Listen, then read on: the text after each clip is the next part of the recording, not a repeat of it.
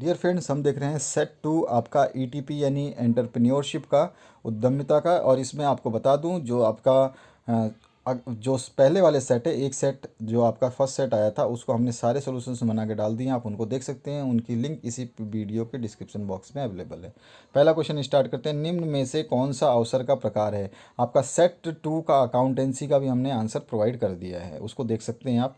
Which of the following is a kind of opportunity? निम्न में से अवसर का कौन सा प्रकार है? तो आपका निर्मित अवसर जो है, क्रिएटेड अपॉर्चुनिटी, एक अवसर का प्रकार है। सेकंड जो आपका आंसर आएगा उसको देखते हैं। और आपको याद होगा जो फर्स्ट क्वेश्चन है, ऐसा ही क्वेश्चन आपके फर्स्ट सेट में भी पूछा गया था।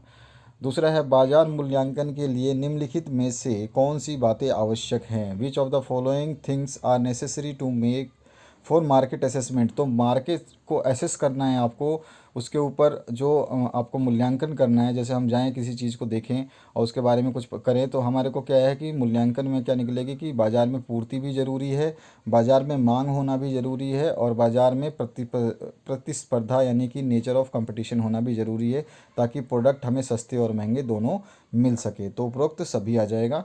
तीसरा है, निम्न में से किस उत्पाद या सेवा का चुनाव करते समय ध्यान रखना ज़रूरी नहीं है? मतलब कौन सी चीज़ ऐसी है जिसको हम अगर कोई चीज़ खरीदते हैं तो हमें ज़रूरी नहीं है कि हम उस चीज़ को ध्यान रखें। तो which of the following is not considered while selecting a product service? तो बाज़ार का निर्धारण ज़रूरी होता है, कौन से बाज़ार से लेना है। प्रैक्टिसिबिलिटी यानी कि व्यावहारिकता आपकी जो बिल्कुल ज़रूरी है, प्रैक्टिसिबिलिटी। और प्रतियोगिता, कंपटीशन भी आवश्यक है। हम क्या करते हैं, प्रोडक्ट प्लानिंग नहीं करते कि ये प्रोडक्ट कहाँ कैसे बना होगा, किसकी करते हैं, ये सब चीज़ें उसमें नहीं आती है। हम कोई चीज़ खरीदने जाते हैं तो हम थोड़ी देखते हैं कि ये कैसे बना होगा, इसके पीछे क्या प्रोसेस लगा होगा, ठीक है। तो इस टाइप की हम चीज़ें नहीं देखते हैं, तो प्रोडक्ट प्लानिंग आ जाएगा। नेक्स्ट जो क्वेश्चन है इसी का, उसमें आपका जो पूछा गया, स्थापना में आसान है, इजी इन फॉर्मेशन। तो स्थापना में आसान जो है आपका वो क्या है, एकाकी व्यापार यानी सोल ट्रेडिंग, जो स्वयं आदमी करता है, जो अकेला है एक आदमी करता है, वो सबसे आसान है उसको स्थापित करने में। बाकी आप दूसरे बिजनेस करोगे तो उसमें बहुत सारी फॉर्मेलिटीज़ आपको करनी पड़ती है। इसके बाद में अगर हम पाँचवें क्वेश्चन की बात करें, तो एकल सफल उद्यमी में आवश्यक ही निम्न गुण होने चाहिए।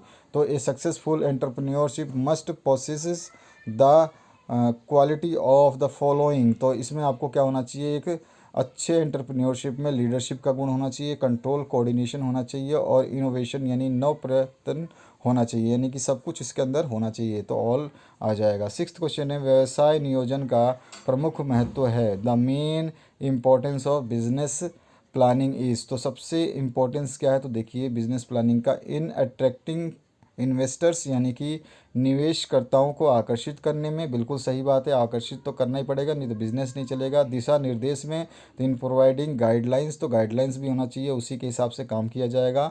अतुलन शक्ति प्रदान करने में, यानी कि प्रोवाइडिंग लीवर एज, यानी कि उनके ऊपर भी आपको जो है उसको एक तरह से सुगठित करने में। तो आपके ये सभी चीज़ें आ जाएंगी, डी ऑप्शन इसमें भी करेक्ट हो जाएगा। आगे बढ़ते हैं हम नेक्स्ट सातवें क्वेश्चन में। परियोजना निम्न से संबंधित नहीं होती है, नहीं होती है किससे? Project is not concerned with. Project हम लगाते हैं तो उसमें क्या चीज़ नहीं होती है, तो उसमें project is not concerned with, आपका प्रोजेक्ट में इनोवेशन होता है, आपका काल्पनिक शक्ति, विज़न भी होना ज़रूरी है, और रिस्क तो होगा ही, प्रोजेक्ट सक्सेसफुल होगा या फेल होगा। क्रिएटिविटी हम उसमें नहीं शो कर सकते क्योंकि वो चीज़ बन रही है, ठीक है। तो इसका डी ऑप्शन जो है आ जाएगा। उसके बाद में आठवां जो क्वेश्चन है, इसमें पूछा गया, निम्न में से कौन संसाधनों का प्रकार और स्रोत है? Which of the following is a kind of resources and their sources. तो यहाँ पे भौतिक संसाधन, ये भी आपका एक साधन का प्रकार है, और टेक्निकल रिसोर्सेज, तकनीकी संसाधन, वो भी आपका जो है साधन का, रिसोर्सेज का प्रकार है, और मानवीय साधन भी रिसोर्सेज का प्रकार है। तो ये संसाधनों के सभी प्रकार है, तो इसमें भी आपका डी ऑप्शन आ जाएगा। आगे बढ़ते हैं। शुद्ध कार्यशील पूंजी का अर्थ क्या है? Net working capital. तो नेट वर्किंग कैपिटल बराबर होता है चालू संपत्तियां माइनस चालू दायित्व, यानी कि current asset minus current liabilities. उसके बाद 10वें क्वेश्चन की बात करें, तो यहाँ पे प्रबंध का सामाजिक उत्तरदायित्व है, the social responsibility of management. तो सभी के प्रति होता है मैनेजमेंट का कर्तव्य, ये नहीं देखता कि वे स्वीपर है कि आपका मैनेजमेंट का टॉप लेवल का है या फिर एचआर मैनेजर है या क्वालिटी मैनेजर है या प्रोडक्शन मैनेजर है, वो किसी को नहीं देखता, वो वर्कर को, लेबर को, सभी को उनको देखना पड़ता है। तो ये रिस्पॉन्सिबिलिटी है मैनेजमेंट की, उन सभी को देखे। तो यहाँ सभी के प्रति जो है आ जाएगा, ठीक है, केवल कर्मचारियों का या फिर सरकार वरकार नहीं, सभी को देखना पड़ेगा। 11वां जो क्वेश्चन है इसकी बात करें तो यहाँ पर पूछा गया आपसे, विपणन अवधारणा है, मार्केटिंग कॉन्सेप्ट इज़। तो ये क्या है, प्रोडक्शन ओरिएंटेड, बिल्कुल आपका प्रोडक्शन ओरिएंटेड है, आप मार्केट देख के ही अपना प्रोडक्शन कम या ज़्यादा डिमांड के ऊपर करते हैं। और सेल्स ओरिएंटेड, बिल्कुल बिक्री के ऊपर भी आपका है। और ग्रह कौनमुखी यानी कि कस्टमर ओरिएंटेड, या कस्टमर के लिए भी इम्पोर्टेंट है। तो आपकी मार्केटिंग सभी के लिए इम्पोर्टेंट है, तो ऑल ऑफ दीज आ जाएगा।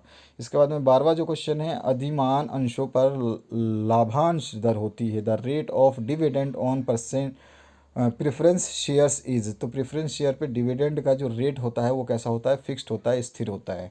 उसके बाद में 13वां क्वेश्चन है, मूल्य नीति होती है, प्राइस पॉलिसी इज़। तो प्राइस पॉलिसी जो होती है इन फेवर ऑफ कस्टमर, या फिर आपका इन फेवर ऑफ गवर्नमेंट, या फिर in favour of producer of manufacture, और सभी के पक्ष में।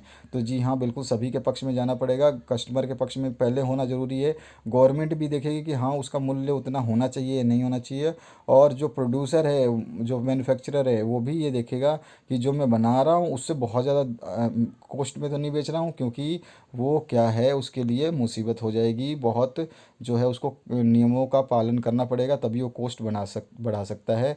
कॉस्ट बढ़ाने के लिए आपके पास में सारे इंडियन स्टैंडर्ड्स और जो ब्रिटिश इंडस्ट्री स्टैंडर्ड्स फॉलो करने पड़ते हैं, तब आपकी कॉस्ट बढ़ती है।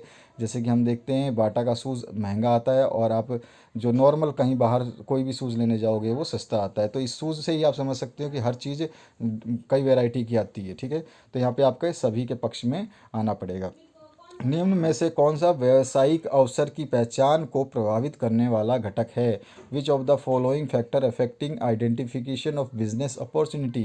तो यहाँ पर देखिए, बिजनेस अपॉर्चुनिटी को आंतरिक मांग की मात्रा, वॉल्यूम ऑफ इंटरनल डिमांड जो है, वो है आपका जो है फैक्टर अफेक्ट करता है, क्योंकि आइडेंटिफिकेशन ऑफ बिजनेस अपॉर्चुनिटी को क्या करता है, वॉल्यूम ऑफ इंटरनल डिमांड। क्यों?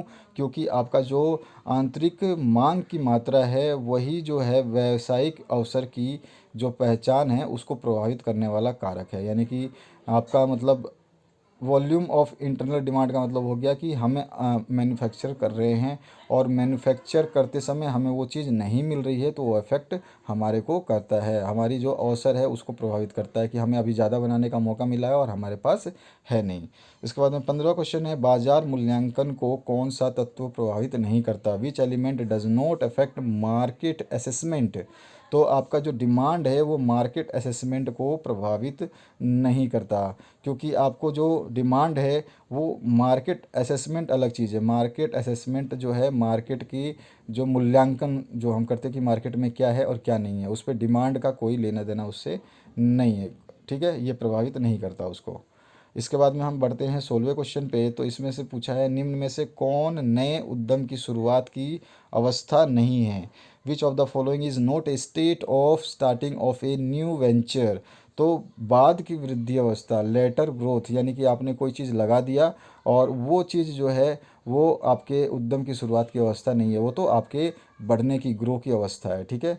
तो आपको क्या रखना है, डी ऑप्शन करेक्ट करना है। इसके आगे आ जाइए, 17वां नंबर, उपक्रम का चुनाव करते समय ध्यान देने योग्य बिंदु कौन सा है, यानी कि पॉइंट कौन सा कंसीडर करना है वाइल सेलेक्टिंग ए एंटरप्राइज, यानी कि एक ऑर्गेनाइजेशन या एंटरप्राइज करनी है तो प्रोडक्ट हमें क्या बनाना है वो तो हमें पहले ही पता होता है, मार्केटिंग उसकी कैसे करनी है ये भी ठीक है, और इसके बाद में पूंजी की उपलब्धता, ये इम्पोर्टेंट है, ठीक है। पूंजी होगी तो ही हम प्रोडक्ट बना पाएंगे और उसकी मार्केटिंग कर पाएंगे। तो कौन सा ऑप्शन आ जाएगा, अवेलेबिलिटी ऑफ कैपिटल। उसके बाद में आ जाइए 18वें क्वेश्चन पे। तो निम्न में से कौन सी व्यवसाय के विस्तार से जुड़ी समस्या नहीं है, which of the following is not a problem of extension of business. Business को अगर हम बढ़ाते हैं तो कौन सी अवस्था जो है उसमें बाधक नहीं है, कौन सी उससे जुड़ी हुई नहीं है। तो हम देखेंगे कि मांग की प्रकृति जो है वो आपके उसके विस्तार में अवरुद्ध नहीं करती। निम्न में से कौन से व्यवसाय के विस्तार से जुड़ी समस्या नहीं है? अगर आप बिजनेस बढ़ाते हैं तो मांग की प्रवृत्ति घटे या बढ़े उससे आपका जो बिजनेस इफेक्ट नहीं होता है। आप अपना बिजनेस को किसी और डायरेक्शन में भी फैला सकते हैं। ज़रूरी नहीं कि वही प्रोडक्ट बनाएं, आप दूसरा भी कर सकते हैं। ठीक है, तो ये अफेक्ट नहीं करती। डी ऑप्शन करेक्ट है। 19वां जो है व्यवसाय नियोजन के प्रमुख या मुख्य अवयव हैं तो कौन से हैं? Main components of business planning are, तो आपका मेन फंक्शन में आ जाता है व्यवसाय का वर्णन यानी कि बिजनेस डिस्क्रिप्शन भी होता है, और अधिक शासी सारांश यानी एग्जीक्यूटिव समरी, जो एग्जीक्यूटिव उसको संभालने वाला है उसके बारे में भी आपको पता होना चाहिए। तो ए और बी दोनों करेक्ट हैं। सी ऑप्शन करेक्ट करिएगा इसमें। आगे चलते हैं, जो आपका 20वां क्वेश्चन है, एक परियोजना है, प्रोजेक्ट इज, तो प्रोजेक्ट क्या होता है? गतिविधियों का समूह है। क्लस्टर ऑफ एक्टिविटीज़, मतलब क्लस्टर क्या होता है? समूह होता है। तो ये समूहों का एक भंडार है जिसके अंदर ये प्रोजेक्ट चलता है। प्रोजेक्ट में हर चीज़ आपको मैन पावर से लेकर के मनी पावर तक सब कुछ आपको संभालना पड़ता है। प्लस आपको कौन सा स्टेप कब लेना है वो भी आपको देखना पड़ता है, चाहे आप अपना घर ही क्यों ना बना रहे हों, वो भी आपका प्रोजेक्ट है।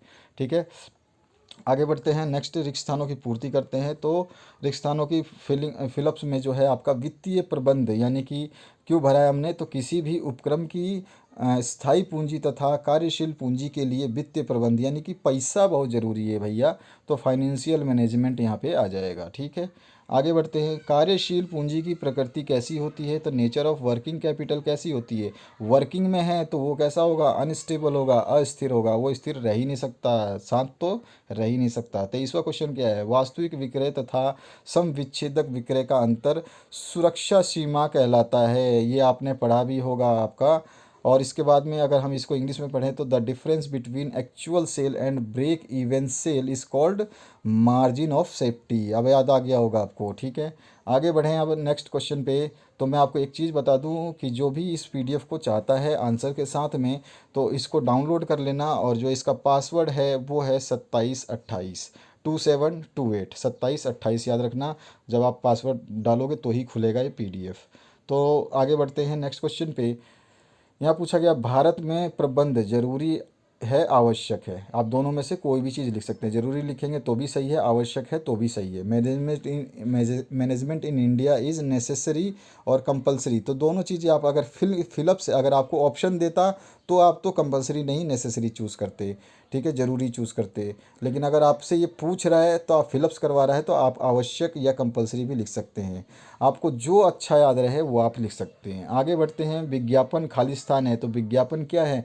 विज्ञापन यानी कि मुझे अपना एडवर्टाइजमेंट करना है, तो क्या हो गया? निवेश हो गया। निवेश करूंगा तो ही एडवर्टाइजमेंट होगा, यानी कि एडवर्टाइजमेंट इज़ ए इन्वेस्टमेंट। ठीक है, इन्वेस्टमेंट है ये। इन्वेस्टमेंट करेंगे तो उसका फ़ायदा भी तो मिलेगा, इसीलिए तो हम पॉलिसी में इन्वेस्टमेंट करते हैं, मेडिकल फैसिलिटीज़ में इन्वेस्टमेंट करते हैं, हर जगह पे इन्वेस्टमेंट करते हैं। आपके फादर मदर पढ़ाने के लिए भी इन्वेस्टमेंट कर रहे हैं, क्योंकि वो आपके पढ़ाने लिखाने में पैसा खर्च कर रहे हैं कि ताकि हमारा जो बच्चा है वो अच्छी नौकरी करेगा, अच्छे परिवार में जाएगा, अच्छे लोगों के साथ रहेगा, ये सब चीज़ें। 26वां है संचयी अधिमान अंशों पर लाभांश को दिया खालिस्तान को दिया जाता है, तो ये लाभांशों को लाभ हानि के वर्ष में दिया जाता है, या फिर आप वित्तीय वर्ष भी लिख देंगे तो भी आपका सही है। ठीक है, तो dividend on communicative preference share is given in the year of profit और लॉस, दोनों में से कुछ भी हो तो भी आपको दे सकते हैं, फाइनेंशियल ईयर लिख सकते हैं। और एक चीज़ ये मैंडेटरी नहीं है कि हाँ आपको देना ही देना है लाभांश, ज़रूरी नहीं है, आप नहीं भी दे सकते। अगर ये पूछता है कि ये ज़रूरी है क्या, तो आप बोलेंगे नहीं ये ज़रूरी नहीं है। प्रॉफिट होगा तो भी देना ज़रूरी नहीं है, और लॉस होगा तो भी देना ज़रूरी नहीं है। खाली हम खालिस्तान के शब्दों को पूरा कर रहे हैं बस। आगे बढ़ते हैं नेक्स्ट क्वेश्चन पे, जो लास्ट इसका है। उसके बाद में 28 से आपके दो दो नंबर के हैं, उनको हम बाद में कभी सॉल्व करेंगे। तो टेलीफोन वह है, इस टाइप का क्वेश्चन आपके फर्स्ट सेट में भी आया था। तो टेलीफोन एक्सपेंसेस क्या है? सेमी वेरिएबल कॉस्ट है, अर्धचल लागत बोलते हैं हम इसको हिंदी में, सेमी वेरिएबल कॉस्ट आपका हिंदी इंग्लिश में। ठीक है, तो आगे के क्वेश्चंस हम समय रहेगा तो ज़रूर बना देंगे। बने रहिए इस चैनल के साथ में। मोस्ट इंपॉर्टेंट क्वेश्चंस जो हैं आपके, ये सारे के सारे मॉडल पेपर में दिए जा रहे हैं, इनको सॉल्व करके आप तैयार रहिए, क्योंकि 70 to 80% क्वेश्चंस इन्हीं में से आएंगे। आपको इस मॉडल पेपर का महत्व समझना होगा।